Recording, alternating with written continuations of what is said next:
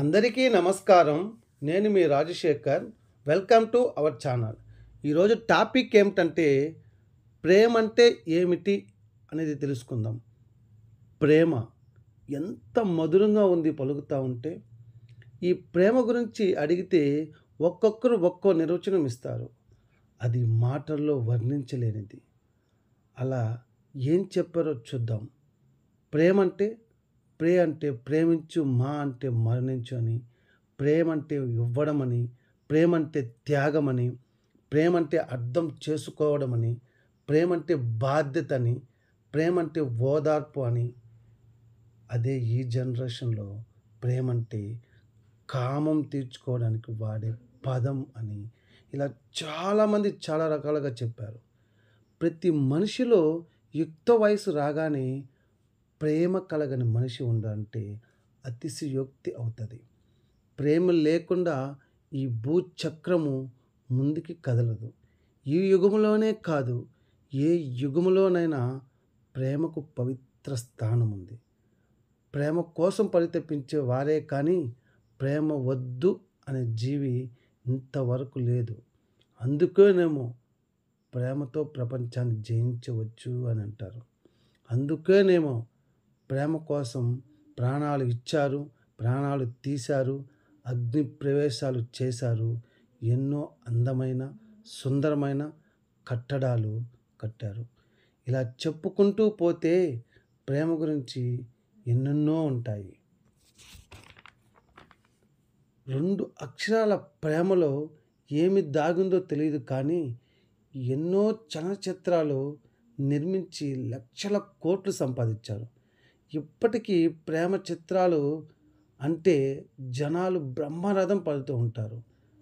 ప్రేమలో ఉండే మహిమ ఏమై ఉంటుందో ఒకసారి అందరూ ఆలోచన చేయండి. అందుకే అక్షరాలు 2 అయినా దాని లక్షణాలు ఎన్నో ఉంటాయి. ఇలా చెప్పాలంటే ప్రేమ గురించి ఒక యుగం కాదు కదా, 4 యుగాలు కూడా సరిపోదు. అంత పవిత్రమైనది ప్రేమ. ఈ ప్రేమ గురించి ఎంతోమంది ఎన్నో రకాలుగా చెప్పారు. అలాగే నేను ఈ ప్రేమ గురించి చెప్పే మాట ఏమిటంటే, ప్రేమ అంటే నా దృష్టిలో భరించడం అంటాను. అలాగే ప్రేమ అంటే ఒక ఆత్మ, సోల్. ఎందుకు ఈ మాట అంటున్నానంటే, ఆత్మకి మరణం లేదు, ఈ ప్రేమకి మరణం లేదు. ఆత్మలాగా ఇది అగ్నికి కాలనిది, నీటికి తడవనిది, గాలికి ఆరనిది.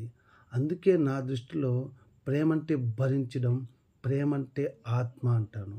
ఎందుకు ఈ మాట అంటా ఉన్నానంటే, ఈ భూమిపైన మనకు మొట్టమొదటి ప్రేమను పంచేది ఎవరంటే అమ్మ.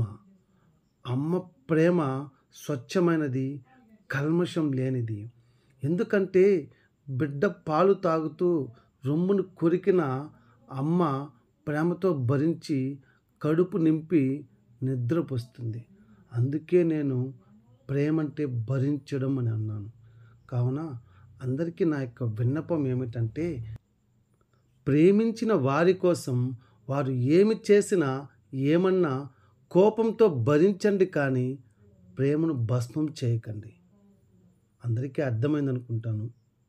అలాగే ఈ వీడియో మీకు నచ్చి ఉంటే ఒక లైక్ చేయండి. ప్రేమ గురించి మీరు ఏమనుకుంటా ఉన్నారో కామెంట్ చేయండి. అలాగే ఈ ఛానల్ని ఇంకా సబ్స్క్రైబ్ చేయకపోతే సబ్స్క్రైబ్ చేసుకోండి. మరొక మంచి వీడియోతో మళ్ళీ కలుద్దాం. జై హింద్.